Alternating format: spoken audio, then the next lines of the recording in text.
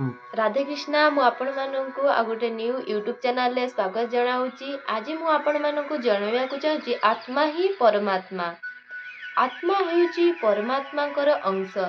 शास्त्र कहे परमात्मा को एका एका भल लागिला नहीं, लीला खेला करिया पई परमात्मा एकरु अनेक हेबार इच्छा प्रकाश कले।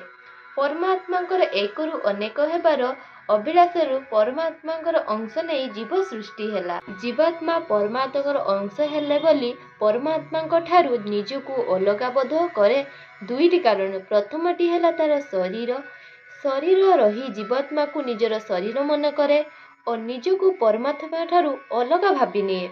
द्वितीय हेला जीवात्मार अज्ञान। जीव निज देह और परमात्मा ठारू स्वतंत्र एही धारण हुए। अज्ञानरू जीवात्मा निजर स्वरूप को भूली निजकु शरीर बोली धरी नेइची। मनुष्य भगवानंकर अंश, एणु मनुष्य होची ब्रह्म।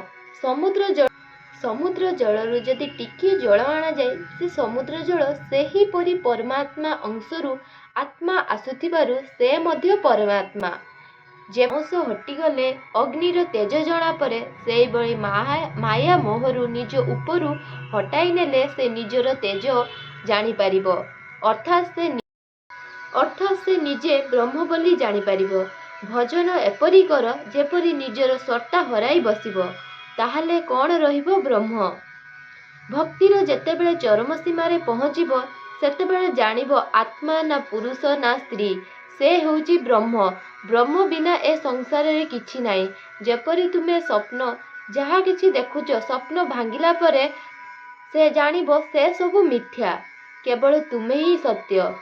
कारण स्वप्न परे भी तुमे अछ, मात्र देखिथिबा स्वप्न जागृत हेला परे से सबु किछि नाही। सेही भली तुमे भाबुच एइटा प्रकृत संसार, किंतु एहा स्वप्नर संसार। जेतेबेले मृत्यु हब सबु किछि एइटी रही जीवो।